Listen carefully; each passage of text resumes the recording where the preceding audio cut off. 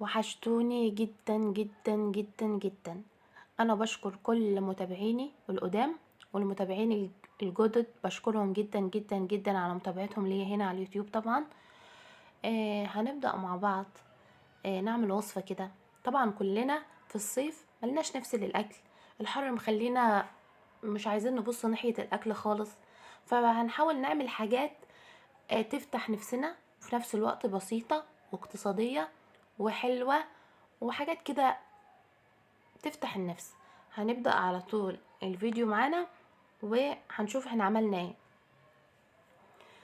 طبعا هجيب الكبة وهحط فيها بصلتين متوسطين وطماطمية كده مقطعاها وشايلة قلبها عشان مش عايزين مية، 2 قرن فلفل اخضر، ممكن حامي وممكن بارد، وطبعا كل ما الحاجة تكون مشطشطة كل ما تكون احلى واحلى. 3 فصوص توم طبعا ده اساسي، وهنضربهم كده مع بعض. هنجيب اللحمة بتاعتنا نص كيلو من اللحمة المفرومة، هنضيف عليها الخلطة. بعد كده هنجيب كوباية من البرغل ننقعها ونصفيها ونحطها فوق اللحمة. كده بقى حواوشي اقتصادي، زودنا ضعف الكمية برغل. وهنجيب حتة ليا كده من عندنا ونحطها، بتخلي الحواوشي حلو جدا. بهاراتك بقى بهارات حواوشي، بابريكا، ملح، فلفل اسود، كل البهارات اللي تحبيها حطيها. هنفرم الدنيا دي كلها مع بعضها ونعملها الكور كده على قد الرغيف الصغنن بتاعنا. وهنجيب بقى الصاج بتاعنا ندهنه سمنه، انا جايبه سمنه بلدي كده.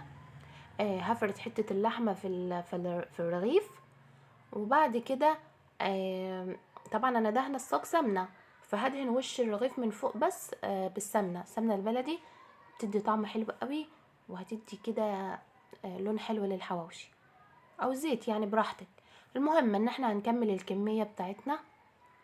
وهنملي الصاج كله بالعيش.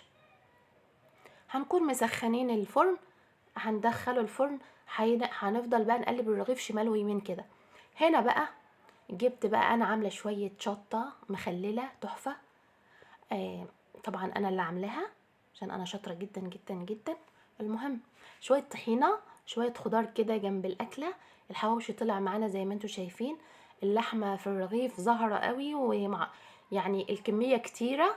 احنا كترنا الكميه بالبرغل طبعا ومش باين فيها خالص، كانك انتي كلها لحمه. الفيديو لو عجبكم لايك وشير، واشوفكم دايما بألف خير.